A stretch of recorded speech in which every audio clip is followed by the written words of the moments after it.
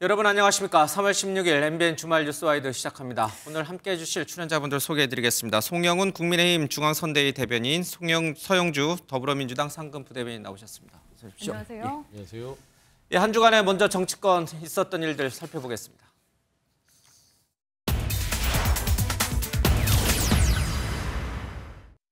그리고 또 저기 DMZ는 멋진 거 있잖아요. DMZ. 발목질에. 그러니까. 아니 그리고 DMZ에 들어가고 이 경품을 내는 거야. 발목질에 밟는 사람들한테 목발 하나씩 주는 거야. 그거는 아니. 왜냐하면 댓글을 봐야 되거든. 예. 이게 벌레가 많이 들어왔나, 진보가 많나, 보수가 맞나. 아이, 봐야 벌레가 되거든. 뭡니까 또. 왜요? 언어는 좀 곱게 좀 써주세요. 아니 그게 막말이에요? 아니잖아요. 경선 과정에서 문제가 있었다라고 하면 박용진 후보도 그런 대상이 될 수가 있었겠죠. 근데 이건 경선 자체가 절차적 과정에 문제가 없고 결론이 난 거 아니겠습니까? 그 이후에 정봉주 후보의 발언에 대한 문제이기 때문에 이것은 재추천 의결로 가는 거고, 그렇다고 하면은 해석의 여지가 없이 전략 공천으로 간다, 이렇게 보면 되는 것이죠. 저희 공천 과정에서 광주 5.18 민주항쟁과 관련한 어떤 이슈들이 있었죠. 저는 오히려 그 과정을 통해서 저와 우리 국민의힘이 5.18 민주화 항쟁을 어떻게 받아들이고 우리가 어느 정도로 존중하는지를 오히려 선명하게 보여드렸다고 생각합니다. 그 대리인들이 모습들이 제 역할을 하지 못하고 주인에게 달려들면 어떻게 해야 됩니까? 심판해야죠. 문책해야죠. 그래도 안 되면 해고라도 해야 되지 않겠습니까? 예, 양당 모두 과거 발언이 논란이 됐던 이 후보자들을 낙마시키고 있습니다. 먼저 민주당부터 좀 살펴보겠습니다. 서영주 부대변인, 그 지금 박용진 의원을, 그러니까 지금 정봉주 전 후보가 이제 낙마를 하면서 과연 전략공천에 박용진 후보를 후보 대상으로 올릴 것이냐, 아니면 배제할 것이냐, 이제 이게 좀 논란이 계속되는 것 같습니다. 네. 이재명 후보는 박용진 후보도 후보군의 하나다, 이렇게 얘기를 했죠. 그러니까 이제 이게 조금 더 정리를 하자면. 예.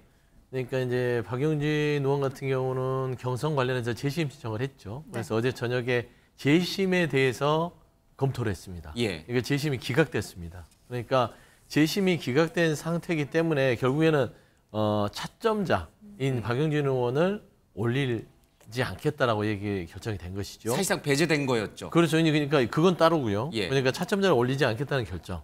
그다음에 이제 두 번째는 그러면 이 강북을에 대해서는 전략적으로 지정한다. 그리고 전략 지역이 돼 전략 경선 지역이다. 그래서 누구 3자를 한 명을 딱 이렇게 지정하는 게 아니라 여러 사람들을 검토한 끝에 하나를 정하겠다는 거거든요. 네. 예. 그 중에 박용진 후보도 자율적으로 판단할 수 있다. 그러니까 배제하지는 않는다. 들어올 수 있으면 들어와라.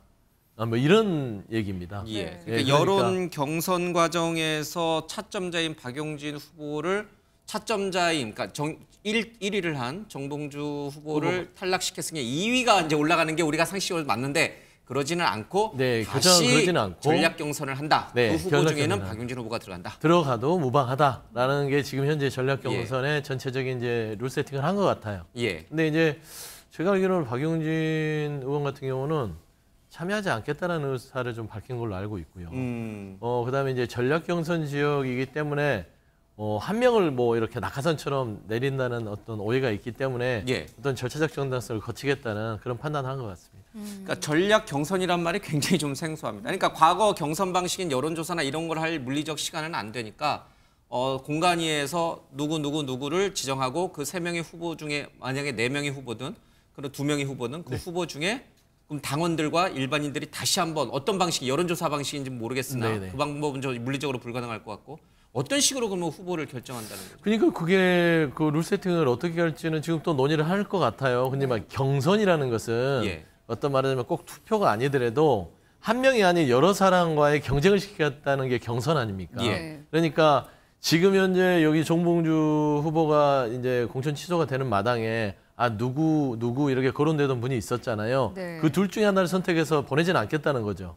그러니까 그들을 포함한 여러 사람들의 후보자 추천을 받아서 예. 공관위가 그거를 검토해서 경선의 방식은 공관위에서 지정해서 빠른 시간 내에 경쟁을 통한 선출 방식으로 결정하겠다라는 것이라서 네. 아마 누군가를 내려받았을 때 같은 부담감들을 최소화하기 위한 하나의 어떤 결정을 한 것 같습니다. 일각에서는 뭐 아직 뭐 어떻게 정해질지는 모르겠습니다만 그냥 박용진 의원이 다시 공천을 받는 게 좀 껄끄러워서 그런 건 아닐까요? 그러니까 지금 현재 이제 박용진 후보가 차점자고 네. 그다음에 명백하게 정봉주 후보에 대해서는 당에서 공천 결정을 취소했잖아요. 예. 그러니까 그 친명의 좌장이라고 불렸던 정성우 의원도 박용진 의원을 하는 게 어떻겠냐는 어떤 입장문을 여러 의원들하고 또 냈더라고요. 예. 그다음에 뭐 박지원 전 국정원장도 지금 후보를 하고 있지만 네. 박용진 후보를 해라. 그다음에 김부겸 지금 공동 선대위원장 하시는 그 선대위원장도 그런 의견을 내시는데 당에서 여러 가지 입장들이 있는 것 같지만 네. 전국적으로는 전략 단위에서 결론을 박용진 의원은 절대 안 된다라는 게 아니라 네. 이 부분을 전략적으로 판단해서 가는 게 더 좋겠다라고 결정한 것 같습니다. 그러니까 지금 말씀 중에 한민수 조상호 변호사 이게 한민수 대변인과 두 사람의 전략 경선 후보 지정 얘기가 나왔는데 그 두 사람은 배제한다는 얘기인가요? 그 배제는 아니고요. 그러니까 그들을 포함한 것이죠. 그들도 포함된다. 한민수 대변인도 당에 오랫동안 헌신했던 분이고, 근데 조상호 변호사는 이제 금천에서 경선을 치렀던 이 결과가 나왔던 후보군이라서 일단 뭐 아마 이거는 또 그 대표랑 친한 그 변호사 대장동 변호사이기 때문에 아마 올라온 것 같고 네. 이탄희 의원이 불출마 선언했는데 이게 말하자면 총선 불출마가 아니라 지역구 불출마거든요. 예, 예. 그래서 이탄희 의원까지도 뭐 포함해서 여러 군들을 좀 여러 가지 그 좀 추천을 받은 다음에 거기서 진행할 것 같습니다. 근데 이제 이해찬 공동선대위원장이 그런 말씀에 선거에서 승자와 패자가 있을 뿐 2등은 없다. 그러면서 이제 박용진 후보가 배제되는 게 맞다라고 얘기를 했는데 4년 전으로 돌아가면 이게 다 얘기가 달라요. 그 당시에 부산 금정회에서 후보가 공천이 취소되니까 차점자인 2위 후보에게 승계가 됐거든요. 공천이. 왜 그때는 이해찬 이 공동선대행이 맞다라고 얘기하고 지금은 틀리다라고 얘기합니까? 그러니까 이제 이해찬 공동선대위원장이랑 김부겸 공동선대위원장이 지금 얘기가 달라요. 얘기가 아예 그냥 각이 섰잖아요. 예. 하면 좋겠다. 승자와 패자만 있다. 그럴 필요 없다. 근데 당원 당규상 경선에서 1위 후보가 무슨 어떤 병고로서 탈락이 됐을 때 차점자를 올린다는 규정은 없습니다. 명문화돼. 그렇기 때문에 이건 대단히 정무적인 영역이에요. 그때도 정무적이고 지금도 그러니까 정무적이다. 지금도 정무적이고 그때도 지금도 다 정무적이기 때문에 정무라는 게 그때그때 다르잖아요. 네. 그래서 이거를 보통 정치권에서는 전략이라고 얘기를 합니다. 그래서 전략적 판단을 했기 때문에 예. 이거는 지도부가 이 전략적 판단이 표심에 긍정적으로 작용할 건지 부정적으로 작용할지는 뭐 충분히 고민하지 않았겠습니까? 정무와 전략이 이렇게 고무줄처럼 이렇게 이게 그때 4년 전과 지금 이렇게 확확 달라지는 건 줄은 몰랐습니다. 예, 그럴 수 있다. 충분히 그럴 수 있다. 참 이 정치권이라는 게 이 정무라는 게 애매한 영역입니다. 우리 상금 부대변인께 제가 너무 직국에 계속 곤란한 질문을 몰아붙이고 있는데 예, 국민의힘도 예. 사실 이 막말 논란에서 좀 자유롭지 못한데요. 오늘 결과가 나왔어요. 막말 논란이 있었던 장해찬 후보에 대해서 공천이 결국에 취소가 됐습니다. 국민의힘에서도 여러 각종 논란들로 공천이 취소된 지역만 벌써 4군데나 됐는데 장해찬 후보 같은 경우에는 SNS로도 사과하고 또 사과 기자회견까지 했었는데 결국에는 공천을 취소했습니다. 그 배경은 어디에 있다고 보시나요? 그만큼 이제 국민 눈높이를 무겁게 여기는 것이죠. 그러니까 공천이라고 하는 것이 어떤 공정한 절차에 의해서 공개적으로 당이 공식적으로 국민을 위한 공복을 추천하는 거 아니겠습니까? 네. 그러다 보니까 결국에는 최종적인 기준은 국민의 눈높이가 될 수밖에 없어요. 그러니까 장해찬 후보 같은 경우에는 사실 이게 정말 공천을 취소해야 될 사유가 맞는지에 대해서 당내에서도 여러 의견이 있었던 것이 사실입니다. 네. 왜냐하면은 어떤 정치인이 되고 나서의 일이 아니고 뭐 24살, 25살 굉장히 젊은 대학생 시절에 개인적인 의견을 정말 개인의 SNS에 사적으로 썼던 것이 이제 10여 년이 지나서 발굴이 된 거 아니겠습니까? 예. 네. 그래서 논란이 됐기 때문에 과연 그러면 어디까지 그 공직 후보자로서의 자격을 물어야 되는 것인가에 네. 대해서 여러 가지 의견이 있었던 것이 사실인데 아마도 제가 봤을 때는 이게 너무나 그 SNS 나오는 내용들이 많아서 네. 결국에는 영향을 미치게 된 것 같습니다. 그래서 1시간 반 전에 지금 공관위가 네. 공천 취소하는 것으로 이렇게 장해찬 발표를 했습니다. 후보도 그렇고 정봉주 후보도 마찬가지였고요. 사실 이번에 요즘에 한 발언들이 문제가 된 게 아니라 예전에 했던 얘기들이 거슬러 올라가서 지금 논란이 되고 문제가 돼서 결국엔 공천까지 취소가 된 거거든요. 이거는 사전에 검증하지 못한 공천 시스템에도 문제가 있다고 봐야 되나요? 왜 걸러내지 못했다는 데 대한 비판에 대해서는 어떻게 보시는지. 그런데 이제 그 정봉주 전 의원의 경우와는 약간 사유가 다른 것이 네. 정봉주 전 의원은 2004년에 17대 국회에 등원했습니다. 그때부터 쭉 정치인이에요. 그리고 그 문제의 목발 경품 발언은 2017년에 있었거든요. 그러니까 그렇게 오래된 일도 아니고 본인이 어쨌든 전직 의원으로 정치인 신분에서 한 대단히 부적절한 발언입니다.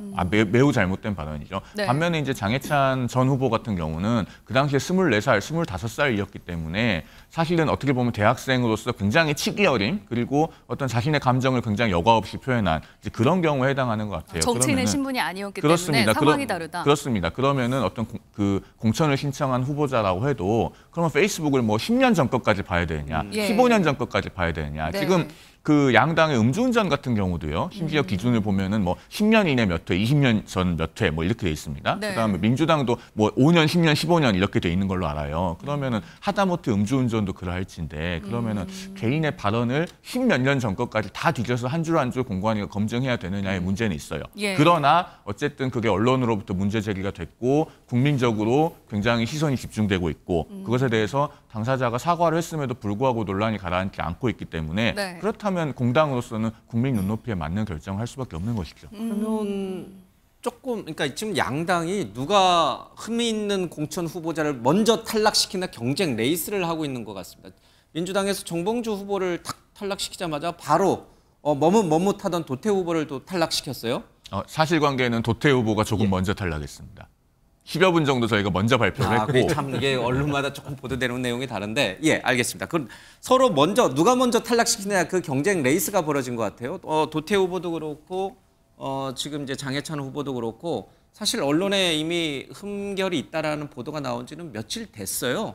왜 그때 빨리 지도부가 공관위가 판단을 하지 못했을까? 왜 며칠 머뭇머뭇거리고 진정성 어린 사과를 했으니 넘어가자. 왜 이런 초동 조치를 했을까? 그 부분은요. 예. 국민 여론에 대한 응답성입니다. 그러니까 공관위가 이것은 바로 판단해서 뭐 단칼에 자르고 말고 할 문제가 아니라 절차에 따라서 어쨌든 일단 추천이 된 후보입니다. 그런데 뭔가 공관위가 알지 못했던 사유가 발생했어요. 그 상황에서 도태 후보나 장해찬 후보나 공개적으로 사과를 했습니다. 예. 도태 후보는 뭐 장문의 사과문도 발표했고 장해찬 후보도 마찬가지인데 예. 그렇게 됐을 때 그러면 국민들께서 그걸로 충분하다라고 판단을 하시고 용서를 하고 수용을 하시는지 그걸 봐야 되는 거죠. 그걸 보기 위한 최소한의 시간이 필요한 겁니다. 정봉주 후보 같은 경우는 우리가 딱 들어도 도저히 이건 인륜상 할 수 없는 발언이잖아요. 목발 그 지뢰로 다리를 잃은 장병들이 엄연히 존재하는데 거기다 대고 목발을 경품으로 주자 이런 얘기는 딱 들어도 수용할 수 없는 발언인데 비해서 장해찬 후보 같은 경우는 한 12년, 13년, 14년 전에 과격한 언사를 쓴 것은 맞는데 그것이 개인의 영역에서 있었던 것이기 때문에 그러면은 재차 사죄를 했을 때 국민들께서 어떻게 보시는지를 지켜본 것이고 그래도 이제 국민들께서 이것은 부족하다라고 생각하시는 걸로 보여서 공관위가 철회를 하게 이른 것으로 보입니다. 자, 정봉주, 도태우, 장해찬 이제 이 두 명 탈락시켰고 이쪽 이제 한 명인데 한 명 더 남았잖아요. 지금 경기 안산갑. 양문석 후보에 대해서 지금 분당에서 열심히 뛰고 있는 이광재, 친노의 굉장히 핵심이었죠. 그렇죠. 노무현 대통령의 보좌관을 지냈고요. 너무 지금 생각해도 이거는 이해할 수 없다라는 굉장히 슬픈 일이다라는 통감한 아주 굉장히 뭐랄까 이게 좀 점잖게 표현해서 그렇지 굉장히 화가 난다는 뜻이거든요. 양문석 후보는 어떻게 됩니까? 그러니까 양문석 후보입니다. 이제 제일 처음에 이제 보면은 탈락될 사람이 양문석 후보는 이게 여야 간에 되게 이게 이 흐름이 재밌는 게 정우택, 조수현, 성일종, 도태우 후보들의 어떤 막말 이런 논란들이요. 이게 정봉주 후보로 넘어왔다가요. 정봉주 후보가 한참 무르익으니까 다시 장해찬. 거기는 장해찬이 이제 끝나고 나니까 양문석. 이렇게 해서 핑퐁이에요, 왔다가 서로. 핑퐁이란 말입니다. 그래서 이제 막말이라는 부분들을 살짝 제가 얘기하면 선거를 앞두고 막말은 독 같은 겁니다. 놔두면 몸에 퍼져버려서요. 마비가 돼버리거든요. 사전에 빨리 차단을 하는 것들이 경우에 성패가 있기 때문에 이렇게 민감한 건데 양문석 후보 지금 관련해서는 지금 이광재 후보, 그다음에 임종석 전 실장도 메시지를 냈고요. 그다음에 정세균 노무현재단 전 총리 이사장이죠. 지금 굉장히 화를 내셨어요. 근데 양문석 후보 같은 경우는 이게 과거 발언이라 하더라도 노무현 대통령, 전 대통령의 정신은 민주당의 기본적인 뼈대입니다. 네. 근데 노무현의 정신을 부정하는 듯한 노무현 대통령을 노무현 씨 불량품, 역겹다 이렇게 표현하면서 살아왔고 여기에 대해서 구체적인 사과나 이런 게 없었기 때문에 예. 이 발언이 지금 드러났을 때 오래된 일을 하더라도 네. 이건 당내에서는 상당한 부담감을 느끼거든요. 그런데 이재명 대표는 그렇게 심각하게 받아들이지 않고 있는 것 같아요. 정치인이 정치인 공격하는 건 문제가 아니다. 뭐 여기에 대한 입장은 어떻게 그러니까 생각하세요? 이제 정치인이 정치인 공격하는 건 문제가 아닐 수 있습니다. 원론적으로. 그렇지 않겠습니까? 네. 어떤 개인이 어떤 누군가를 평가하고 예. 거기에 대해서 책임을 지면 되는 것이에요. 하지만 도태우 후보를 제가 곰곰이 생각해 봤어요. 네. 왜 공천 취소가 됐을까? 뒤에는 박근혜 전 대통령과의 관계성을 생각했을 때는 상당히 부담이 됐음에도 불구하고 공천 취소했다는 것들은 예. 도태우 후보가 얘기했던 5.18 북한 개입설, 그러니까 5.18 정신을 부인하는 거잖아요. 그거는 윤석열 대통령과 한동훈 비대위원장과 국민의힘의 당원 강령의 5.18 정신을 강조했던 거를 부인해버린 겁니다. 네. 결국엔 당의 중심의 전체적인 맥락을 부인한 후보를 둔다는 것은 큰 부담인데 그러면 양문석 후보 자체가 그렇게 개인적으로 할 수는 있으나 네. 그 후보가 노무현 정신에 대해서 노무현 대통령은 불량품이고 노무현 전 대통령은 모든 어떤 환경노하는 게 역겨운 행동이었고 라고 비판을 하고 생각하는 후보가 자당의 후보로 출마를 했다? 이거는 조금 같은 맥락에 생각해야 되지 않을까라는 차원에서 우려를 표현하는 분들은 그런 비판을 합니다. 저 역시도 개인적으로는요. 네.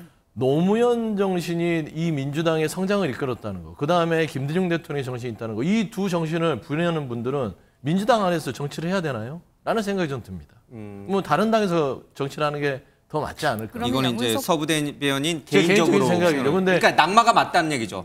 아니, 공천 취소하는 게 맞다는 그런 뜻이죠. 분위기가 팽배해 있으나 이재명 대표께서 이 부분에 대해서 나름대로 좀 눌러가면서 가자는 의미는 이게 눌러진다고 눌러지겠어요? 이게 그러니까- 중도층 표심에 영향을 안 그러니까 주겠어요? 이제 그 표심을 고민을 해야겠죠. 근데 처음에 이런 부분들에 대해서 이재명 대표의 발언들은 정치인 요구할 수 있는 부분도 있고 노무현 대통령께서도 욕을 할 수 있는 자유는 국민한테 있는 것이다라고 했지만 이거는 막말 논란 여기까지만 했으면 좋겠다.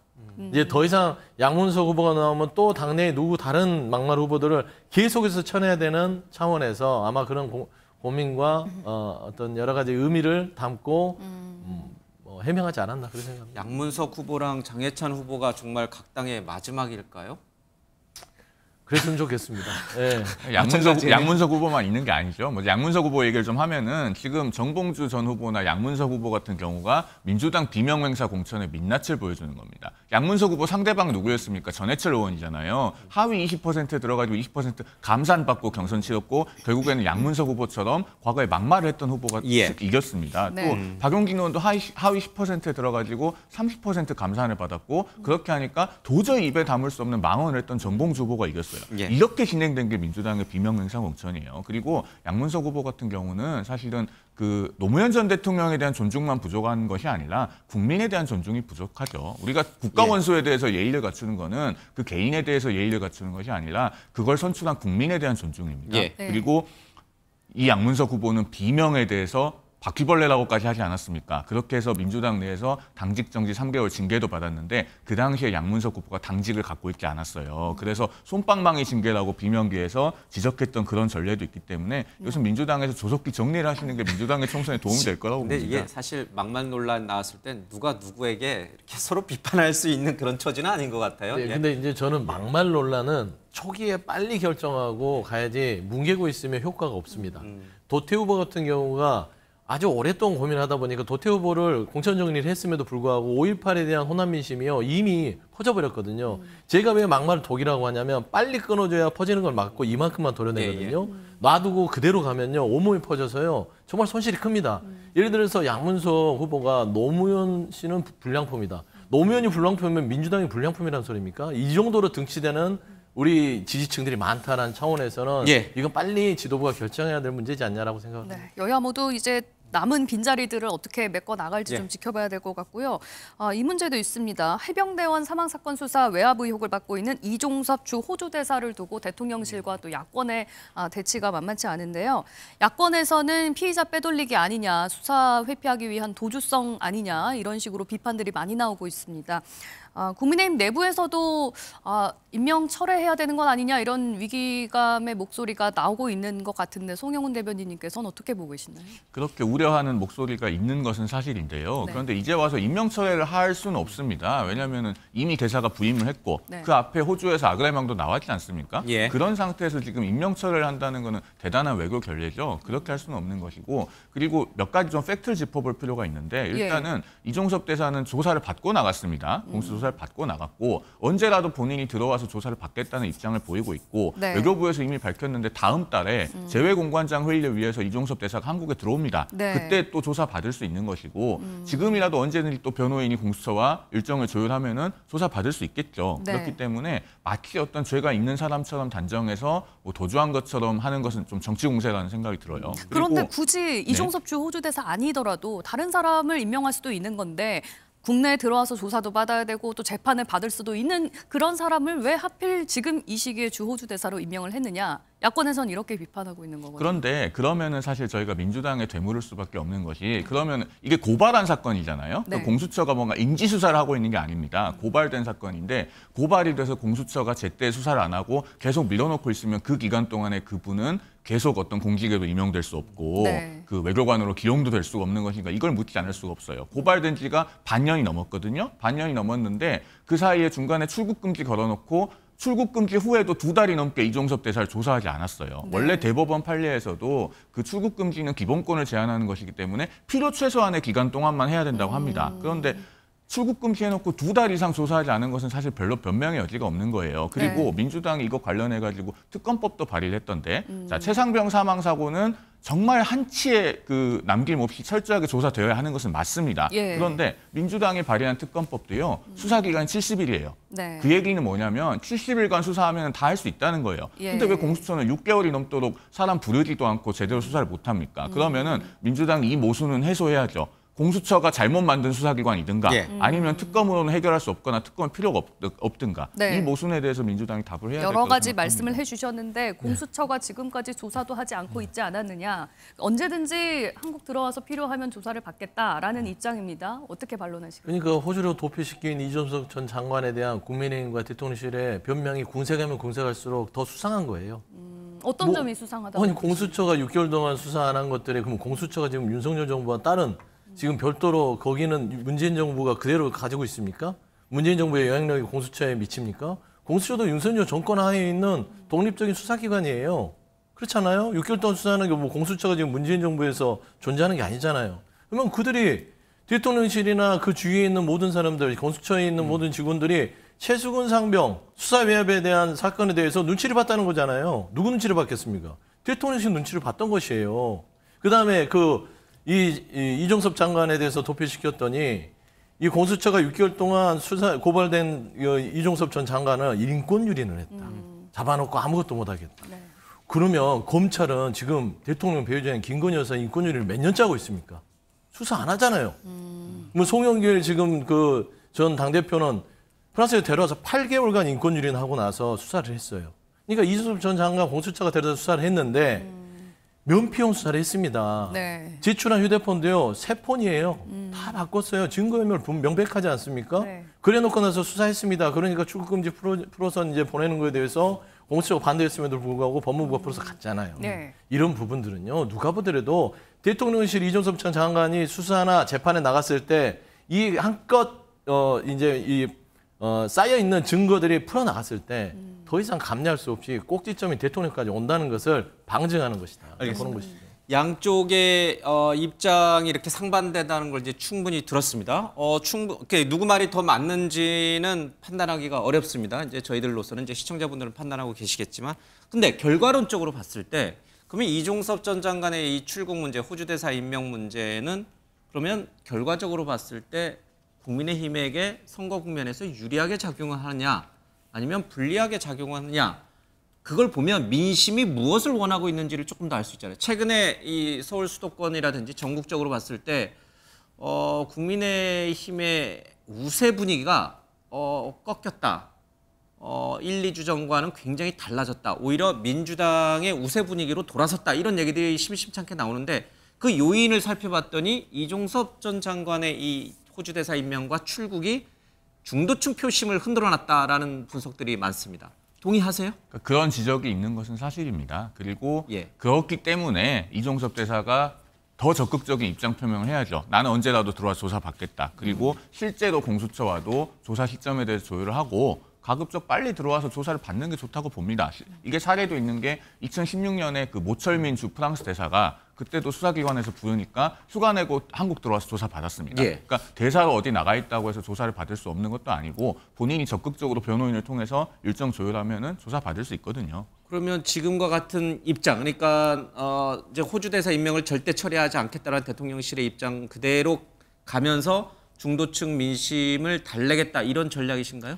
그건 전략과는 좀 별개의 문제인 것이 아무리 선거 국면이어도 그 국익의 본질적인 부분을 훼손하기는 어려워요. 왜냐하면 이미 대사가 부임을 했는데 이게 만약에 그 임명을 하기로 내정을 하고 아그레망이 나오기 전에 뭔가 그 내정 단계에서 논란이 됐으면 그것은 뭐 철회의 여지가 있을 수도 있어요. 그런데 상대 국가에서 이미 아그레망이 나왔고 그걸 받아서 부임을 했어요. 그러면은 이 상태에서 철회를 한다? 이건 국제적으로 외교 망신이거든요. 그럼 지금 선거의 총선 국면에 불리하게 작용하는 것이 확실하지만 그렇다고 해서 임명 처리를 한다든지 소환을 한다든지 이런 거는 없다. 이대로 간다. 아니 불리한 것이 확실하다고 단정할 수는 없고 그 이제 국민들께서 여러 가지를 종합해서 판단을 하시겠죠. 다만 이제 아쉬운 부분도 있는 것은 사실입니다. 그러니까 임명의 타이밍이나 이런 부분은 사실은 그러니까 인물 자체는 저는 이해가 돼요. 왜냐하면 호주는 쿼드 국가이기도 하고 그래서 안보 협력의 필요성이 굉장히 높고 그렇기 때문에 현 정부의 국방장관 출신이 대사로 부임을 해서 그 안보 협력의 어떤 수준을 격상시킨다라는 맥락은 충분히 이해가 됩니다. 그런데 왜 지금 시점이냐 하는 부분에 대해서는 여러 가지 아쉬움이 있을 수밖에 없고 그러나 이미 부임을 한 이상 임명 철회는 매우 곤란하다는 것이죠. 곤란하다. 예, 알겠습니다. 이 앞서 얘기한 대로 표심이 많이 바뀌었다 이런 얘기들이 나옵니다. 민주당에서는 대놓고 153석 플러스 알파 이제 뭐 조국 혁신당의 비례까지 합치게 될 경우에는 과반 이상을 획득할 수 있다라는 뭐 자신만만한 얘기들이 막 흘러나옵니다. 그 자신의 근거를 어디서 찾으세요? 한 달 전만 하더라도 거의 지금 국민의힘이 굉장히 일당이 될 것이다라는 여론이 굉장히 우세했거든요. 그게 이제 윤석열 대통령의 등장과 함께 조금 더 자신감을 가지라는 지지층에 대한 호소예요. 이게 뭐 오만할 것도 아니라 이재명 대표께서 151석을 얘기했습니다. 한 선만 더 갖게 해달라. 지금 151석 얘기가 다시 얘기한 거거든요. 그러니까 민주당의 공천 과정 속에서 여러 가지 잡음이 있었는데 거기에 실망한 우리 지지층, 그러니까 뭐 보통 이제 정치 용어로 집도끼라고 하는데 떠나간 집도끼를 다시 와달라. 다시 와서 우리에게 힘을 보태주면 과반을 얻을 수 있는 힘을 보여드릴 수 있으니 이런 호소를 하는 저는 저번에 깔려 있다고 보는데 이 발언이 나온 기저에는 아까 말씀드린 윤석열 대통령이 전반에 나온 겁니다. 이종섭 전 장관을 본인과 관련된 사건에 대해서 누구나 오해할 수 있음에도 불구하고 과감하게 호주 대사를 보내는 공정이 깨져버려요. 비정상적인 나라를 운영한다는 이런 신호를 주면서 정권 심판해 주셔야 됩니다. 라는 것들이 서울 민심이 출렁거리기 시작한 겁니다. 그러니까 다시 윤석열 대통령이 총선의 전면에 등장하기 시작했다. 그전까지는 한동훈 비대위원장이 틀어막고 있었는데 이종섭 전 장관을 호주 대사로 대통령이 임명하면서부터 한동훈 비대위원장 보이지 않아요. 왜? 누가? 결재권자 누구야? 그리고 최수근 상병에 대한 수사위압의 꼭지점 누구지? 윤석열 대통령이구나. 그전까지는 김건희 여사에 대한 배우자 주가 조작 명품의 거부권 행사하고 다 눌러놓더니 잠깐 잊어먹었었는데 생각해보니까 이제 본인이 연관이 될 수 있는 사건에 대해서 핵심 증인을 빼버리네. 총선이 지든 말든 간에 중대한 영향을 미치는지 모르겠습니까? 그럼에도 불구하고 호주 대사를 도피시키듯이 했다는 것은 이 사건이 터졌을 때 본인이 감당할 게 너무나 크다라는 것을 판단했지 않냐. 국민들은 그런 오해들이 지금 차고 넘치기 때문에 민주당은 조금 더 자신 있게 정권 심판을 위해서 우리를 지지해달라는 시그널을 보내고 있다. 이런 판단하시면 될 것 같습니다. 선거 국면에서 살짝 뒤에 빠져 있었던 그리고 앞에서는 이제 한동훈 비대위원장이 높은 인기를 받고 있는 한동훈 비대위원장이 선거판을 이끌면서 국민의힘이 좀 앞서가는 분위기였는데 다시 윤석열 전 대통령이 등장을 함으로써 이 총선 판국이 다시 이렇게 흔들리기 시작한 거다. 대통령이 가려져 있었는데 이제 본인 스스로 그냥 드러내버렸죠. 이 대목, 그러니까 이종섭 전 장관이 가져온 이 효과라고 하는 게 이제 국민의 입장에서 보면 역효과라는 게 윤석열 대통령을 소환함으로써 야당이 주장하고 있는 정권 심판론이 다시 부각되는 그런 효과를 가졌다는 거예요. 이제 국힘에서는 이제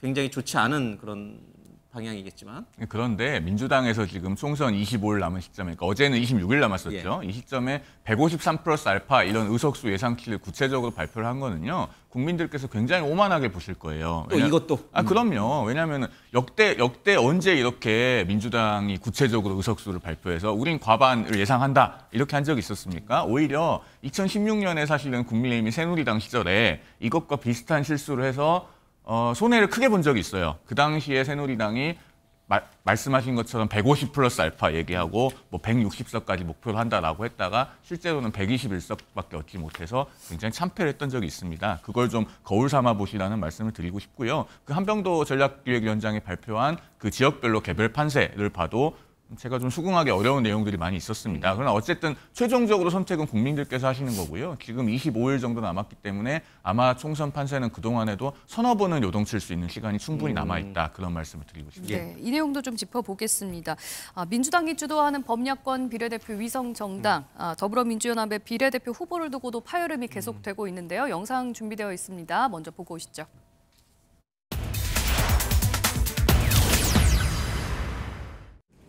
긴급하게 열린 국민후보 추천 심사위원회 전원회의에서는 더불어민주연합에게 임태훈 후보에 대한 부적격 결정을 철회를 요청하기로 결정하였습니다. 한석 정도 비용 없는 이런 정도 수준을 아마 넘어서는 매우 총체적인 대응 방안에 대해서 아마 논의를 하게 될 것이고요. 일단은 그 법안은 통과 가능성이 제로입니다. 조국혁신당에 대한 국민들의 지지도가 높아지니까 이 위축된 한동훈 대표와 국민의힘이 예민하고 불안해진 모양인데요. 네. 제가 표준어로 하면 어감이 살지 않을 것 같아서 제가 부산 사투리로 한마디 하겠습니다. 너희들 쫄았제? 비례 정당에서 유죄 확정된 경우에 그 다음 승계를 금지하는 법안을 공약으로서 추진하겠습니다. 왜냐하면 비례 정당 같은 경우는 주로 범죄 혐의로 재판 확정을 남긴 사람을 줄줄이 사탕으로 서 있잖아요. 그럼 계속 이어받겠다는 취지거든요. 조국이 확정되면 황운하가 받고 황운하가 확정되면 그 다음이 받고 이런 유안이에요.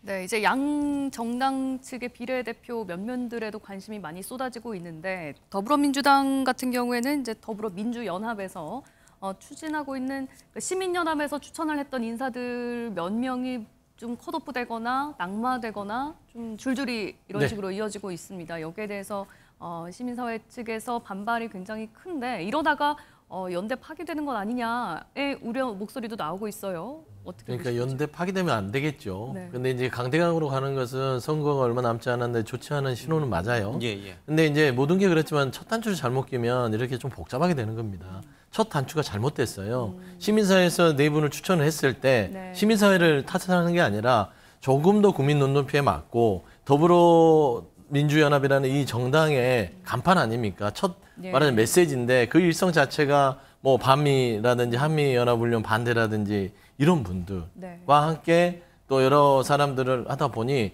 민주당은 대주주로서 결정을 한 거예요. 이 부분에 대해서는 좀 국민 눈높이에 안 맞으니까 다시 좀 재요구해달라 해서 4명을 다 했으면 거기에 맞게끔 경제약자라든지 여러 가지 좀 소수자를 대변할 수 있는 사람을 했는데 또 그들 중에 한 명을 계속해서 받으라고 지금 주장하는 거거든요. 그래서 지금 더불어민주연합 자체가 한 발자국도 못 나간다면 모두가 손해 아닙니까? 저는 제 생각에서는 시민사회 쪽에서 그 마음은 이해하겠으나 조금 지금 시간이 없는 상황에서 더불어민주연합에 맞는 후보들로 조금 양보해서 갔으면 좋지 않을까. 좀 그런 말씀 드리고 싶습니다. 예, 이렇게 양당 모두 팽팽한 어떤 이렇게 대결을 펼쳐가는 상황에서는 이제 중도 표심을 잡는 게 가장 중요한데 그 중도층이라고 하는 그러니까 보편적인 국민의 눈높이에 맞지 않는 사람들을 자칫 발탁했다가는 큰 역풍을 맞는다 그런 뜻이군요. 그렇습니다. 예.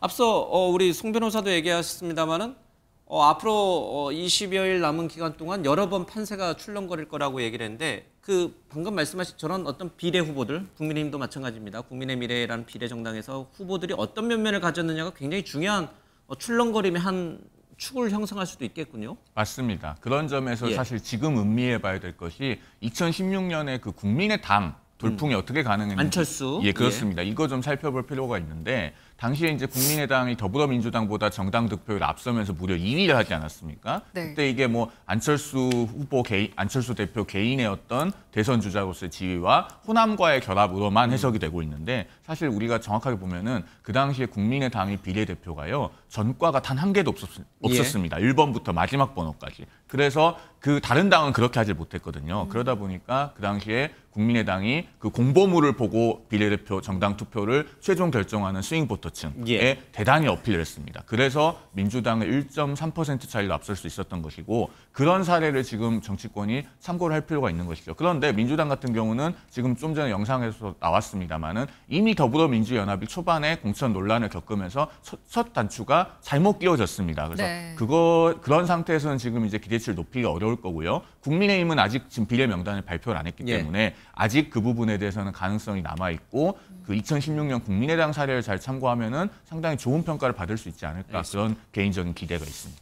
시간이 많이 없긴 합니다만은 그런 맥락에서 조국 혁신당의 비례 후보들 몇몇도 어떤 결과를 가져올지 좀 살펴봐야겠습니다. 지금 이 조국 혁신당에 가입하신 분들이 뭐 재판을 받았던 분도 있고 음주운전으로 처벌을 받았던 분들도 있고 여러 가지 논란이 있습니다. 이 후보들을 그대로 당선권 안에 배치시켰을 경우에 지금과 같은 조국 혁신당의 뭐 10% 이상의 높은 지지율이 그대로 총선 결과에 반영이 될 거냐? 아니면은 실망한 중도층이라든지 실망한 분들이 조국 혁신당에 대한 지지를 철회할 것이냐?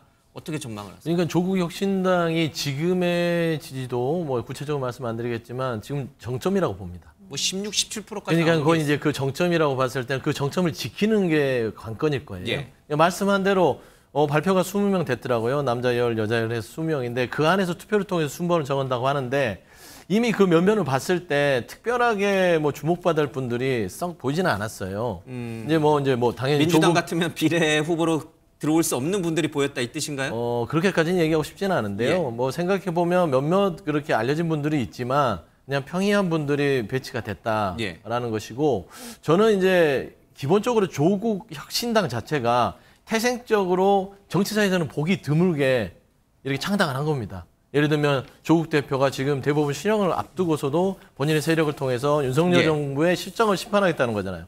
이런 정당의 출연이 쉽지 않지만 그럼에도 불구하고 국민들이 이런 지지를 보낸다는 거는 그만큼 윤석열 정부에 대해서 염증을 느낀다는 것이에요. 그래서 저는 이 정점을 계속 유지하는 부분들에 있어서는 나름대로 그들의 과제지 않을까 그렇게 좀 평가하고 있습니다. 어떻게 생각하세요? 민주당이 비명행사 공천을 통해서 이재명 대표가 당을 사유화한다는 평가를 받지 않았으면 조국 혁신당이 공간이 없었을 겁니다. 지금 한국갤럽 3월 10일부터 3월 14일까지 자체 조사한 거, 뭐 기타 사항은 여심히 홈페이지에 참조하시면 되고요. 그 조사에 보면은 20대 지지율이 조국 혁신당 0%예요. 총선에서 처음 투표하거나 두 번째 투표하는 그 20대가 가장 선입견 없이 보고 있다고 생각하거든요. 그만큼 조국 혁신당은 그 국민들께서 보셨을 적에 이거는 피고인 연대, 여기는 재판 지연당으로 보일 거기 때문에 비례대표 명단이 나오고 지금 순번이 아직 안 나왔습니다만은 순번까지 나오고 나면 국민들께서 냉정한 평가와 판단을 하실 거라고 생각합니다. 자, 오늘 두 분 말씀은 여기까지 듣도록 하겠습니다. 나와주셔서 고맙습니다. 고맙습니다.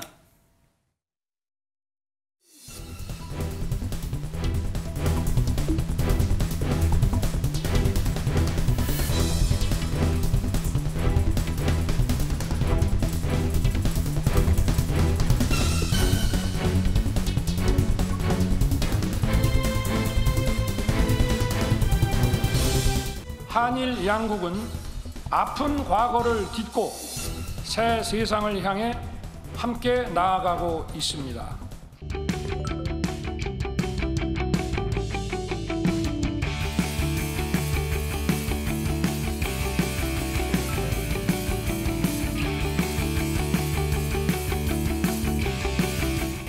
文化というか歌っていう文化で日本と韓国がこうつながるのはすごくいいことだと思うので楽しみです。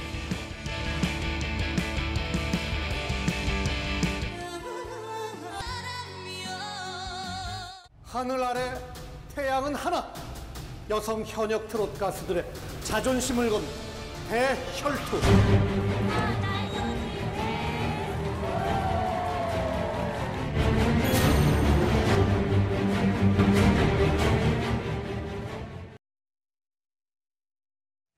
네, 1년 전 오늘은 12년 만에 한일 정상회담이 열린 날입니다. 그 후 지난 1년간 한일 정상은 7번이나 만나서 활발한 교류를 이어오고 있는데요. 네, 오늘 한일 정상회담 1주년을 맞아서 한일 관계 복원 1년의 성과와 과제, 그리고 MBN이 야심차게 준비하고 있는 한일 가왕전까지 자세히 살펴보도록 하겠습니다. 양기호 성공회대 일본학과 교수, 김경옥 한국외대 일본학대학 한술연구 교수, 김원식 문화평론가 나오셨습니다. 안녕하세요. 네, 안녕하십니까. 예, 우리 양 교수님 오랜만에 뵙습니다. 예. 1년 전쯤에 아마 특별 대담을 통해서 이 얘기를 좀 하지 않았나 싶었는데 벌써 1년이라는 시간이 흘렀습니다. 이번에 그 미국 이제 메이저리그의 오타니 선수를 비롯해서 이제 한국 서울에서 이제 개막전을 하면서 자연스럽게 일본 총리가 한국을 방문해서 한일 정상회담이 있지 않겠느냐 이제 이런 얘기도 좀 있었습니다만 이제 어쨌든 불발이 됐습니다.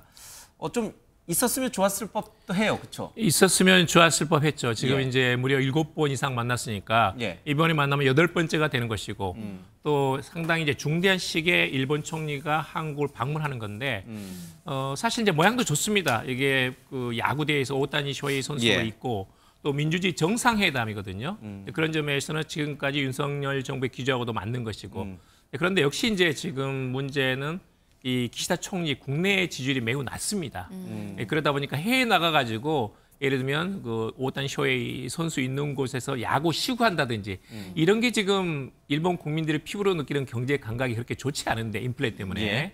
이런 게 일본 국내에서 수용되는 호감도가 높지 않다. 라는 점에서 아마 내부에서 정리가 되지 않았나 그렇게 지금 보고 있습니다. 또 우리나라는 지금 총선이 펼쳐지고 맞습니다. 있어서 이게 한일 정상회담이 예. 또 총선에 어떻게 영향을 예. 미칠지 그것도 굉장히 정치적으로 예민한 맞습니다. 사안입니다. 그런 부분은 이제 좀 긍정적인 예. 측면보다는 부정적인 측면이 부각될 가능성이 높고 사실은 지금 기시다 총리가 한국에 가지고 양보할 것도 별로 없어요. 근데 그러다 보니까 한일 양국에서 이것은 지금 적절한 시기가 아니다 이렇게 본 거죠.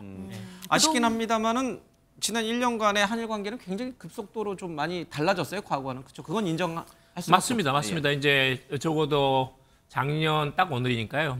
그동안에 한 12년 가까이 한일 간의 셔틀회담, 정상회담이 사실상 이제 중단된 상태였습니다. 그리고 이제 여러 가지 과거사 쟁점이 불거지면서 일본 내에서나 한국 내에서나 상호 불신이 좀 깊어졌고 예. 네, 그런 면에서 작년에 1년 전쯤에 이런 한일 양국 정상회담을 통해 가지고 서로 간의 마음을 좀 더 열고 허심탄회하게 특히 이제 우리 국민이나 일본 국민은 좀 덜 할지 모르지만 한일 양국 정부 그리고 예. 재계에서는 지금 대화를 나눌 수 있고 또 우리의 이야기를 일본 측도 상당히 긍정적으로 수용하는 그런 면에서는 분위기는 굉장히 좋아졌다. 그렇게 평가하는 게 맞습니다. 네, 그렇다면 이 한일 관계 개선에 대해서 일본에서는 어떻게 평가를 하고 있을까요? 준비된 영상 보고 오시겠습니다. 新大統領のリーダーシップの下でですね、日韓関係が新しい展開になった。これで日韓両国民の間にも空気が随分変わってきた。こう思っております。これから日韓関係、経済的にもいろんなことをやらなきゃいけない。半導体の問題もしかりですけど、そういうことが非常にスムーズにいくようになったんではないか。 네, 양 교수님. 한일 관계가 그동안에 얼어붙을 수밖에 없었던 거는 아무래도 과거사 문제를 말끔히 해소하지 못했기 때문이 아마 가장 큰 이유였을 텐데 그럼에도 불구하고 지금 다시 관계 개선에 나서는 건 안보, 뭐 경제 이런 국제적인 문제가 그만큼 더 시급하다라고 해석을 해야 될까요? 맞습니다. 지금 가장 중요한 이제 난제는 이제 북한 핵과 미사일 문제인데요. 지금은 핵이 보유국이라고 북한이 지금 헌법에 명기해 놓고 있고 네. ICBM 대륙간 탄도탄도 상당히 지금 기술이 진전되고 있습니다. 그런 점에서는 동북아의 가장 큰 위협이기 때문에 이런 부분에 있어서 한미일 간의 안보협력 네트워크를 구축해야 된다는 것이 있고 예. 그다음에 이제 우크라이나 전쟁이 지금 2년째 넘어섰는데 이게 지금 남의 일이 아니다. 그러니까 중국의 대만 침공 가능성은 여전히 있는 것이고 그런 점에서는 어떤 억지력 확보라는 점에서는 한미일 안보협력이 필요하다는 것이 있었죠. 그리고 사실 이제 경제 측면에서도 미중 간의 G2 이 갈등 속에서 경제 안보 문제가 상당히 중요한 과제거든요. 네. 그런 점에서는 이런 한일 관계 개선 그리고 이제 한미일 간의 관계의 어떤 안보 또는 경제 안보를 포함한 네트워크 구축 자체는 굉장히 중요하고 그런 부분이 상당히 배경이 있었다 이렇게 봅니다. 네, 그런데 작년에 한번 또 위기가 있었잖아요. 일본에서 후쿠시마 오염수 방류 문제 때문에 이거 다시 한번 또 한일 관계 위기가 오는 건 아니냐 이런 우려가 있었는데 그래도 생각보다는 잘 넘어간 것 같아요. 그 이유는 뭐라고 보시나요? 가장 큰 것은 역시 이제 아직은 이게 우리 국민들 피부로 체감하지 못합니다. 적어도 오염수가 도달하기까지 3, 4년 정도 시간이 걸리는 것이고 물론 이게 전혀 끝난 게 아닙니다. 지금 앞으로 10년간 방류되거든요. 그렇다 보니까 이런 것들이 이제 우리가 가시적으로 국민들이 이건 안 된다라고 체감하기에는 아직은 좀 시간이 있는 것이고 그렇지만 이건 절대 방심해서는 안 됩니다. 이건 국민의 건강 주권에 걸린 문제이기 때문에 계속 일본의 자제를 요청해야 되고 이것에 대해서 우리가 계속 어떤 그 현황에 대한 그런 상황을 파악하고 있어야 됩니다.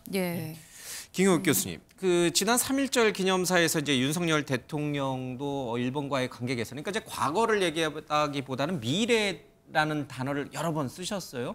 과거 이제 김대중 오부치 선언에서도 뭐 나옵니다만은 그동안에 조금 얼어붙었던 한일 관계가 이제는 윤석열 정부 들어서는 완전히 다시 김대중 오부치 시대로 다시 돌아갔다 이렇게 봐도 되는 건가요? 뭐 완전히 돌아갔다고는 할 수 없는 게 지금은 이제 앞으로 또 풀어야 할 과제들 이런 과제들이 좀 걸림돌들도 과거에 그 김대중 오부치 선언이 있은 후에 그 이후에도 몇 년간 몇 차례 또 있었고 했기 때문에 뭐 완전히 돌아갔다고는 할 수 없지만 그 김대중 오부치 선언을 업그레이드해서 이제 그 한일 간의 그 관계를 조금 미래지향적인 그런 방향으로 갈 수 있도록 그 초석이 되게 하는 그런 공동 선언으로는 충분히 가치가 있다고 생각을 합니다. 그럼 그 당시 김대중 오부치 선언과 이번에 이제 1년 전에 이제 윤석열 대통령의 이 한일 정상회담은 어떤 점은 비슷하고 어떤 점은 다른 건가요? 일단은 미래지향적인 이제 서로의 과거를 그 전에는 사실 그 김대중 오부치 선언에는 어떤 것들이 들어 있었느냐면.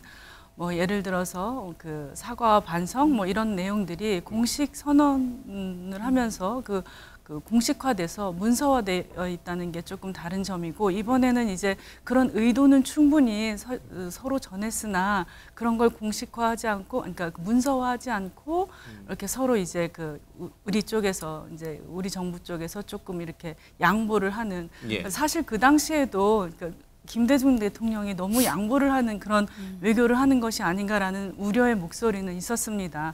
뭐 그 배타적 경제 수역이라든지 이런 면에서 이제 협약을 할 때 조금 우리가 너무 많이 양보를 하는 게 아니냐라는 우려도 있었고 했지만 이제 한일 문화 교류의 측면에서는 그 김대중 오부치 그 선언을 통해서 한일 문화 대중문화 교류의 해를 우리가 그 출발의 해로 만들어서 한일 간의 그 대중문화를 개방하지 않았습니까? 그래서 거기에서 온 파급 효과가 사실은 오늘날의 그 한류가 일본에 진출을 해서 한류가 확산되는 그런 아주 그 파급적인 효과를 우리가 봤기 때문에 사실은 이번에도 그런 어떤 기대감, 한일 간의 미래에 관한 기대감 이런 기대감으로 충분히 그 어떤 역할을 했다고 생각을 합니다. 양 교수님, 물론 뭐 경제, 안보 이런 것도 중요하지만 한일 관계에 있어서 과거사 문제도 어떻게든 해결을 해야 된다, 놓쳐서는 안 된다 이런 지적들이 나오고 있거든요. 대통령실에서는 김대중 오부치 선언을 이제 업그레이드하겠다 이런 계획까지 내놓고 있는데 그렇다면 이 김대중 오부치 선언의 핵심이라고 할 수 있는 통렬한 사죄와 반성 이런 표현들이 명기된 이 점들을 더 넘어서서 이것들을 공문화까지 할 수 있는 것까지 기대를 해볼 수 있을까요? 기대도 할 수 있고 또 여러 가지 이제 양국 정부 간에 조금 더 한 단계 높은 98년보다 높은 어떤 문서가 나올 것을 좀 기대할 수도 있지만 문제는 현실은 그렇게 녹록치 않습니다. 그러니까 적어도 지금 피해자들이 살아계시고 지금도 200건 정도 이 강제징용 문제에 대한 재판 사례가 남아 있거든요.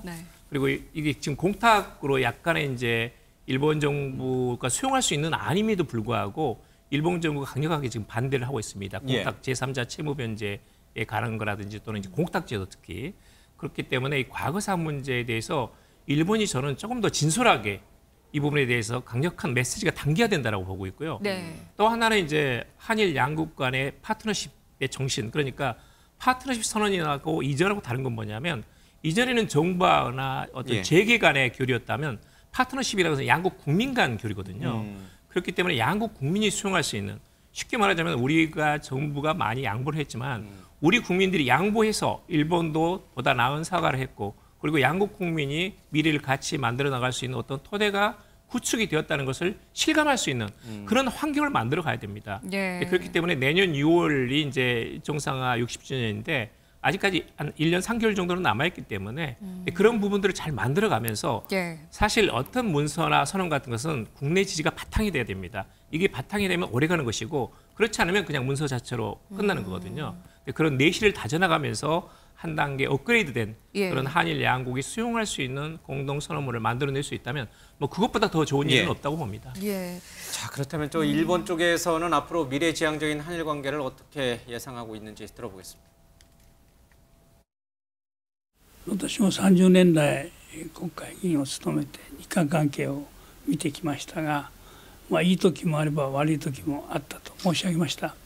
しかしここまで新しい日韓関係が生まれたこの流れをいかに後退させないでこれをさらに高みに上げていくかというこのことが一番大事だと。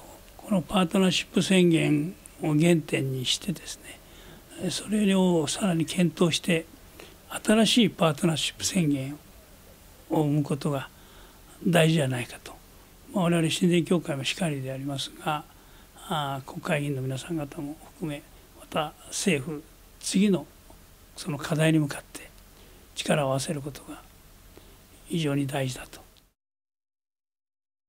네. 국민들도 이 한일 관계 개선이라는 걸 피부로 좀 느끼고 있는 것 같습니다. 최근에 실시된 여론조사를 보면 한일 양국 국민들이 느끼는 호감도가 굉장히 높아졌다 그래요? 네, 그렇습니다. 그래서 일본에서 이제 조사한 결과를 보면 우선 이제 니혼게이자의 신문 조사 결과를 보게 되면은 2023년도에 일본인들이 한국인에 대한 호감도가 37%로 전년보다 10%포인트 늘어났다는 그런 여론조사였고요. 네. 싫다는 응답은 41%로 그 전해보다 10% 정도 줄었습니다. 그러니까 네. 호감도가 더 많이 늘어났다는 것을 예. 이제 충분히 알 수가 있겠고요. 그래서 아무래도 이 한일 간의 어떤 갈등 보도량 등이 줄어들었고 또 윤석열 정부의 어떤 태도 이런 것들이 많은 영향을 미쳤다는 건데 네. 중요한 거는 성별, 연령별로도 차이가 있습니다. 그래서 여성들 같은 경우에는 41%가 이 한국에 대한 호감도가 큽니다. 네. 그래서 비호감인 34%보다 높다는 거고요. 그래서 전반적으로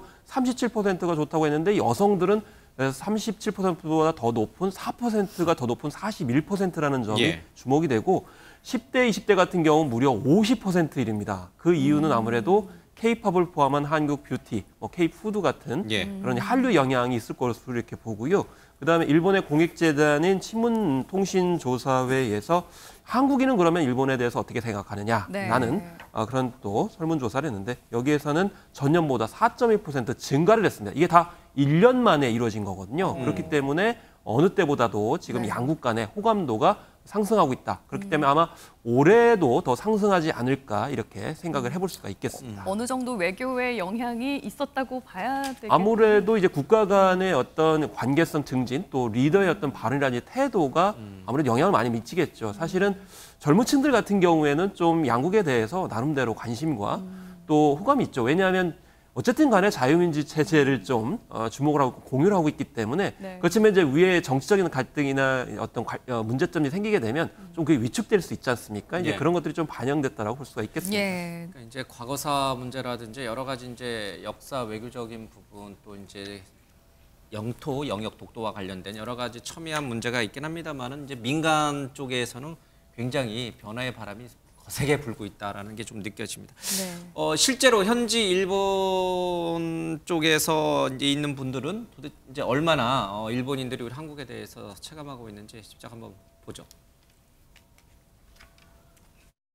기존에 뭐 단순하게 뭐 한국 문화를 관심을 갖고 이렇게 접하는 수준 넘어가지고 한국 문화를 이제 거의 생활 문화로서 이렇게 받아들이고 즐기는 분위기라고 이렇게 말씀드릴 수 있겠고요. 뭐 어린 고등학생들이 한국 문화를 얼마나 좋아하는지 바로 이제 직접 목격을 할 수 있고 체감을 할 수가 있습니다. 한국을 방문하고 싶고 또 한국에 유학을 가고 싶다, 또 일도 하고 싶다 이런 일본 그 젊은 세대들이 굉장히 많이 있습니다. 지금. 김 교수님, 우리가 젊은 세대가 역사를 잊으면 안 된다라고 문화적 뿌리를 잊으면 안 된다 이런 얘기를 굉장히 많이 합니다만은 요즘 젊은 친구들에게는 그런 역사와 문화도 중요하지만 당면한 내 눈앞에 있는 그렇죠? 현실을 직시하면서 현실에 적응해가는 것 그것도 굉장히 중요한 것 같습니다. 이렇게 양쪽의 양 국가의 젊은이들이 서로 이렇게 호감도가 높아가고 있는 본질적인 이유가 있을 것 같아요. 본질적인 이유보다도 일단 눈에 보이는 이유는 사실은 눈에 보이는 이유, 예.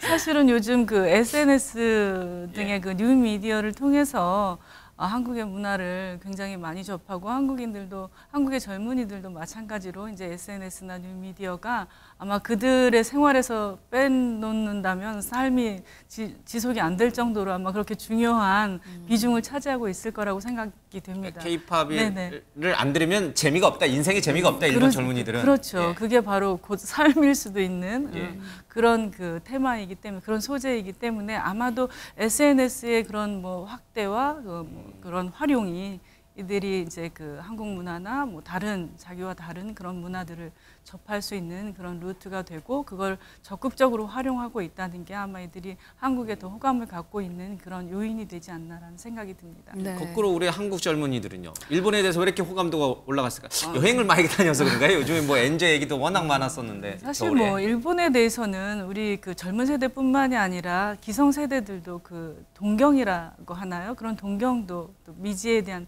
우리가 사실 그 오늘 그 김대중 오부지의 예. 선언이 나와서 하는 또 그 과거를 생각해 보게 되는데 문화를 자유롭게 이렇게 주고받을 수 있었던 그 시기가 그렇게 멀지 않았었거든요. 사실은 98년 그 이전에는 상대의 문화를 우리가 쉽게 접할 수가 없는 그런 그 사회적인 상황이었었거든요. 근데 예. 그렇기 때문에 기성세대들도 사실은 일본에 대해서 굉장히 이렇게 동경을 가지고 있었고 젊은 세대들은 아까도 말씀드렸지만 그 SNS라는 게 사실은 우리가 그 2000년도를 기준으로 볼 때 한국의 인터넷 보급률이 80% 정도 됐었거든요. 근데 일본에는 한 20% 정도, 2000년을 기준으로 해서 봤을 때 일본에는 한 20% 정도밖에는 그 일반적으로 일반인 가정에 인터넷이 보급되는 확률이 이렇게 적었었어요. 그렇다 보니까 한국의 젊은 세대들은 이미 태어날 때부터 그 SNS라든지 뭐 아무튼 그런 그 첨단 미디어를 활용하면서 예. 자기 삶을 영위해 나가고 하는 것이 이제 그 아주 보편화되고 일반화됐기 때문에 한국의 젊은이들도 일본의 그런 그 문화를 즐겨하고 아마 그것이 생활이 되지 않았나라는 생각이 듭니다. 네. 한국에 이렇게 좀 나이 든 기성세대 좀 중년들이 이제 일본에 대해서 동경이 있는지는 제가 정확히 잘 모르겠습니다만 이제 교수님 뭐 해석을 하셨으니까.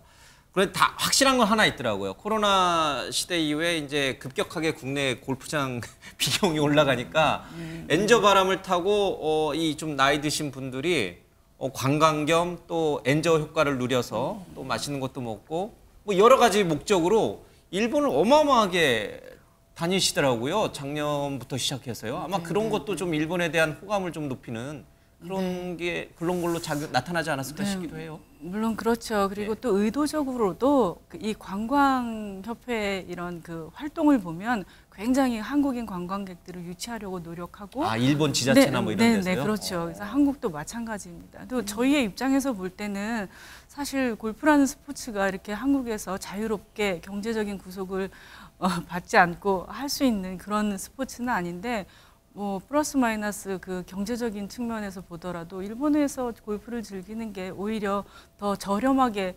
먹힌다라는. 확실히 싸요. 그린피나 뭐 이런 게 확실히 일본이 지금 쌉니다. 이 국내 골프장 정신 차려야 됩니다. 일본에서 골프를 쳐본 적이 없어서 잘 모르겠지만 어쨌든 그런 효과가 아닌가라는 생각이 듭니다. 실제로 방문객 수가 양국 간 오가는 방문객 수가 꽤 늘어났다고 하는데 어느 정도나 되나요? 그렇습니다. 그래서 앞서서 이제 설문조사 결과를 말씀드렸습니다만은 그래서 뭐 설문조사 하고서 실제 행동은 다를 수 있다라고 볼 수도 있잖아요. 근데 실제 방문 데이터는 거짓말을 할 수가 없지 않습니까? 예. 그래서 이 한국을 방문한 일본인 방문자 수가 2012년 이후 11년 만에 최고치를 기록했습니다. 예. 232만 명인데 오히려 중국인보다도 30만 명이 더 많은 그런 상황이라고 보실 수가 있겠고요. 네. 아무래도 20, 30대가 크게 이렇게 방문을 하고 있습니다.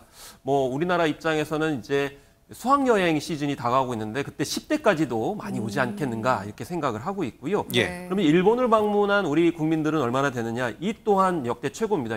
작년에 696만 명이나 방문했는데 네. 일본 전체 외국인 방문객 중에 27.8%를 차지를 했어요. 2, 3위가 이제 대만과 중국이었고요. 예. 그런데 중요한 것은 1월 달에 일본 방문객 중에 외국인 비율에서 한국인이 30%를 차지해서 최고치를 이렇게 기록을 했습니다. 점점 늘어난다고 보실 수가 있겠고 지난 3.1절도 보시면은 3.1절에도 항공기 예약 그 비율을 보니까 21만 명의 우리 국민이 일본을 방문을 했습니다. 그렇기 때문에 3.1절이라고 그래가지고 뭐 일본 방문을 배관시하지는 않는다 이렇게 볼 수가 있겠는데 이거는 2019년보다 4.5% 증가한 거거든요. 그래서 확실히 증가하고 있다. 그래서 올해 아마 우리나라 국민이 일본을 방문하는 숫자가 1,000만 명을 돌파할 것이다. 이렇게 예측하고 있기 때문에 2024년에도 우리 국민들이 더 많이 갈 것 같고 또 일본 국민도 많이 올 것 같다는 그런 구체적인 이제 방문 데이터입니다. 엔저가 어떻게 언제까지 갈지가 제일 관건일 것 같아요. 애나까지 확 올라가면은 이제 슬슬 이제 다시 동남아 쪽으로 바람이 많이 불 수 있다. 네, 뭐 한때는 일본 여행 가는 거에 대해서 눈치를 보던 그만큼 한일 관계가 안 좋았던 때도 있었는데 그 변화를 좀 체감할 수 있는 것 같습니다. 양 교수님, 그렇다면 거꾸로 이런 문화적인 교류들이 한일 양국 간에 풀어야 할 여러 가지 역사, 외교적인 문제들을 해결하는 데도 도움이 될 수 있을까요? 아니, 물론입니다. 이건 큰 도움이죠. 정말 이런 더구나 미래 세대들이 한류 드라마라든지 K-팝을 얼마나 좋아합니까? 예. 한국의 정서를 이해하고 문화를 이해하게 되면 한국 사람들의 주장에 대해서 귀를 기울이게 되거든요. 예. 그런 부분에서 저는 굉장히 밝게 보고 있고 오히려 현재 세대보다 미래 세대들 20대, 30대 특히 여성들이 한국을 그렇게 좋아한다는 것은 굉장히 밝은 거죠. 물론 이제 문화 교류가 늘어난다고 해서 당장 또는 인적 교류가 늘어난다고 해서 당장 과거사 문제가 해결되지는 않습니다. 네. 일본이 오히려 보수화되는 측면이 있기 때문에 오히려 거꾸로 가는 부분도 있거든요. 네. 그렇지만 그런 것들은 항상 공존하는 것이고 지금까지 한일 국교정상화 내년에 60주년이지만 59년 동안 사실 그래왔거든요. 그렇기 때문에 절대 포기하지 말고 문화는 문화대로 더 확장시키기 위해서 더 열심히 노력을 해야 됩니다. 그런 점에서는 정말 3월 말에 있을 이 한일 과항전 트로트 가수들과 저는 정말 기대하고 있습니다. 예, 저희가 잠시 뒤에 또 얘기를 할 건데요. 정확하게 제가 여기 이제 세 분이 다 전문가니까 제가 이제 정확한 뭐 논문이나 자료를 보지 않았습니다만은 이렇게 일본인들이 K-팝을 듣고 K-푸드 한국 음식을 먹는 거, 또 한국 사람들이 일본으로 관광을 가고 골프를 치고 일본 문화를 눈으로 직접 경험하는 거, 이런 것들은 역사 문제에 어느 정도 긍정적 효과를 미치는지, 그게 이제 뭐 어떤 전문가들이 아마 연구를 해놓으셨을 텐데 제가 정확히 모르겠습니다만은 플러스 효과로 어느 정도나 나타날 수 있는 것인지 뭐 미루어 짐작해 보면 어떻습니까? 글쎄요, 저는 별개인가요, 아예? 아니, 아예 별개라고 생각을 해도 좋을 만큼 요즘은 뭐 역사 문제에 관한 거를 저희가 푸는 게 아니라 그 연구자들이 연구해 나가는 그런 성향들을 보면 사실 AI 시대이고 또 DNA를 조사해서 과거의 역사가 뭐 역사는 했다 안 했다, 있다 없다 이런 거를 뭐 증거를 내놓느냐 안 내놓느냐 이런 문제 아니겠습니까? 예. 근데 그 했다 안 했다, 있다 없다를 저희 연구자들이 과학적이고 첨단적인 그런 기기들을 이용하고 그런 문명들을 이용하면서 충분히 천천히 얼마든지 풀어나갈 수 있는 그런 문제라고 봅니다. 그래서 굳이 그렇게 자연스럽게 풀릴 문제들을 지금의 그런 감성적인 뭐 이런 것들을 완전히 뒤덮어가면서 그걸 뒤에서 잡아당기고 끌어가면서 그거를 이제 막을 필요는 없다는 얘기죠. 그래서 이제 별개로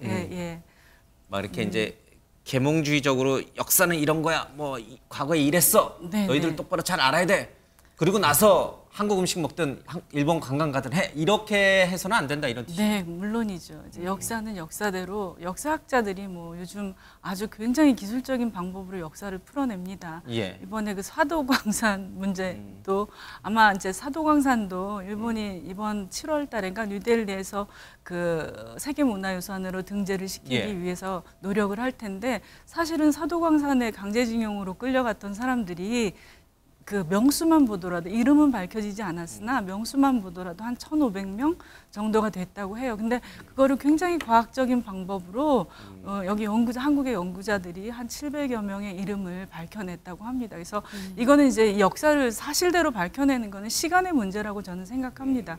시간의 문제지 그런 자연스럽게 밝혀질 문제들을 굳이 요즘 교류를 해야 되고 협력을 해야 되는 이런 그 상황에서 그런 문제들을 드러내기보다는 이제 연구는 연구대로 하고 그다음에 이런 그 분위기를 조성하는 것은 문화적 교류는 교류대로 하고. 교류대로. 저도 한 말씀 드리겠는데요. 최근에 이제 경성 크리처라는 드라마가 굉장히 크게 인기를 끌었습니다.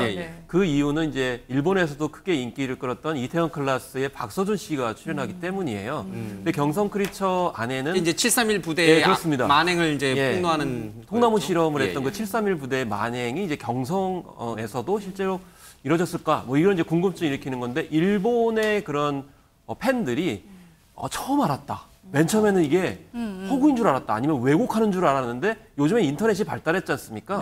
그래서 731 부대 뭐 이런 단어 키워드를 검색해 보니까 이게 실제 있었던 사실을 알게 된 것을 거죠. 처음 알았군요. 한국 드라마를 통해서. 그렇습니다. 처음에는 이태원 클라스라고 하는 그 드라마의 주인공의 박서준의 어떤 팬들이 그걸 봤다가 결국 역사적 사실까지도 알게 됐거든요.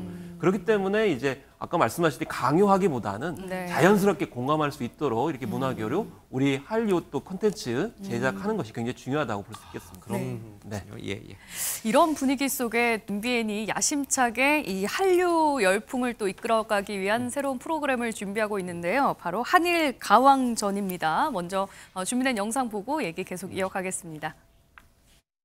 마침내 한일 가왕전에 출전한 일본 대표팀이 도착했습니다. 미나상, 곤니치와! 안녕하세요. 私たちは日本代表チームで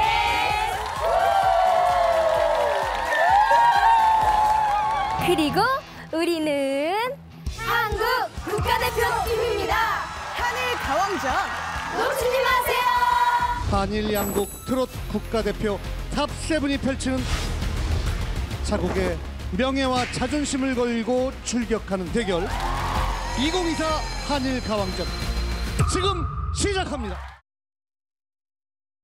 네, 평소에 주위에서 전화를 굉장히 많이 받았었거든요. 이 현역 가왕에 대한 인기도 어마어마했었는데 한일 가왕전이라니 그렇다면 이 현역 가왕의 한일전이라고 봐야 될까요? 프로그램에 대해서 소개를 좀 해주시다면요. 그렇습니다. 현역 가왕 최근에 전유신장이 우승을 했고 마이진에 좀 아까운 그런 2위도 있었는데요. 그래서 사실 이제 우리가 좀 배경 설명을 드려야 되는데 미국의 폭스트롯이 이제 아시아로 건너오게 되면서 두 가지 유형으로 나뉘게 됩니다. 그래서 우리나라의 가요 트롯, 그다음에 일본의 이제 엔카 트롯으로 나뉘게 되거든요. 그래서 우리도 이제 현역 가왕을 통해 가지고 7명을 선발했듯이 일본에서도 7명을 선발을 했습니다. 그래서 이제 한일 트롯전을 4월 2일에 이제 펼쳐지게 되는데 그래서 7명씩 1대1로 이제 라이벌전을 벌이게 됩니다. 그래서 이제 뭐 오디션 방식으로 이렇게 복잡하게 많은 사람들이 나오는 게 아니고 딱 7명씩만 대결을 벌이기 때문에 실력이 굉장히 출중하다는 소문이 일본에서도 지금 나오고 있어. 우리도 뭐 쟁쟁한 현역 가수들이 나왔기 때문에 아마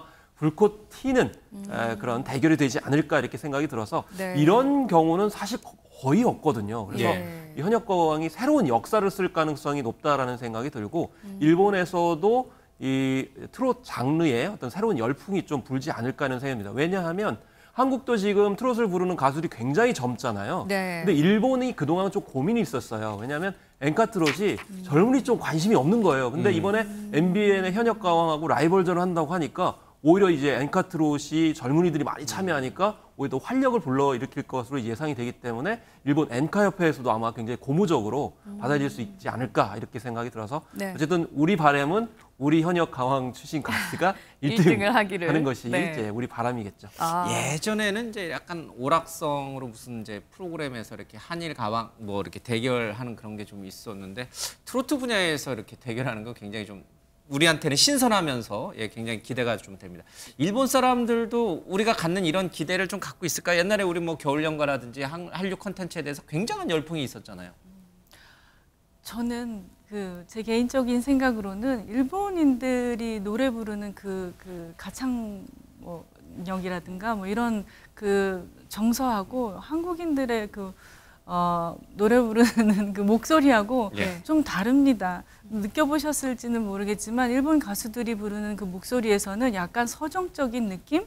그런 게 좀 묻어나오고 또 한국에서는 그 뭐랄까 아주 애절한 그런 감정을 호소하는 그런 목소리들이 아예 목소리 자체에서부터 그런 그 좀 다른 색감이 묻어나오거든요. 그래서 그런 것들을 비교해서 본다면 아마도 조금 그 흥미있는 그런 프로그램이 아닐까 생각이 듭니다. 예.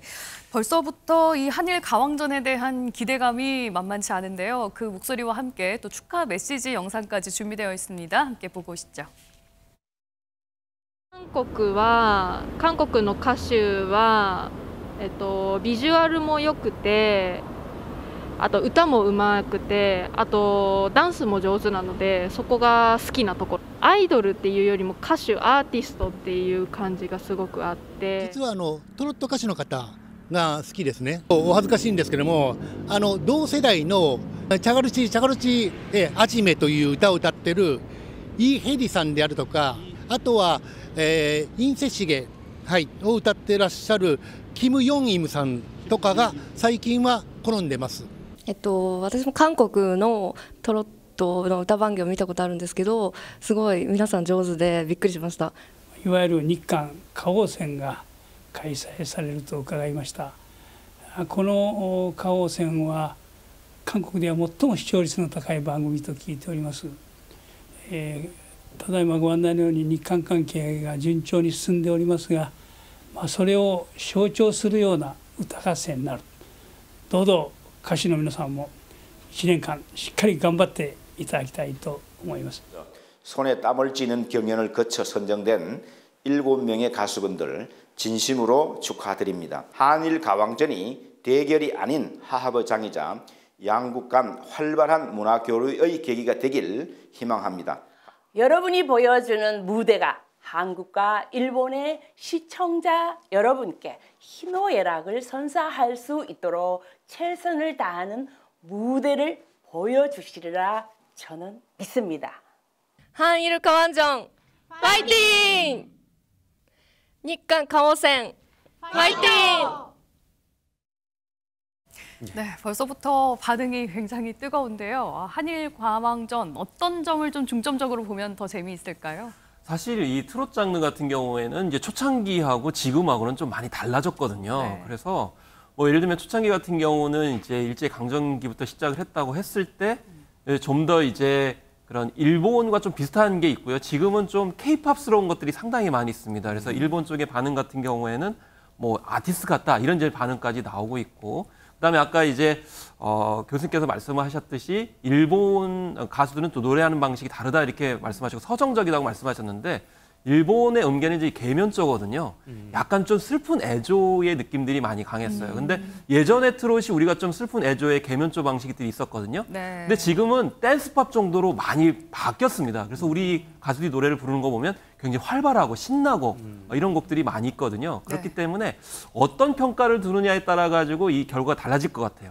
요즘 신세대에 맞는 그런 활발하고 흥겨운 그런 이제 댄스풍의 네. 트롯을 더 우선하느냐, 아니면 서정적인 그런 트롯풍을 더 좋아하느냐, 어떤 관점을 보느냐에 따라 가지고 네. 현대적인 감각 혹은 미래의 어떤 트롯 문화를 열어간다는 관점에서 봤을 때 보시면은 더 좋지 않을까 이렇게 생각이 듭니다. 우리 양 교수님도 상당한 현역강 팬이신 것 같은데 팬으로서 한번 제작진에게 기대가 크시다고요? 빠른 시일 내에 이게 이제 한국 국내에서 큰 성공을 거두고 뿐만 아니라 일본에서 이게 큰 성공을 거두면서 이제 차기 한류 장르의 아주 중요한 어떤 그 계기를 만드는 어떤 큰 이벤트가 될 것을 비nom하지 않습니다. 네, 아마 올 봄에 가장 뜨거운 한일전이 되지 않을까 생각이 됩니다. 여러분들의 많은 관심과 시청 부탁드리겠고요.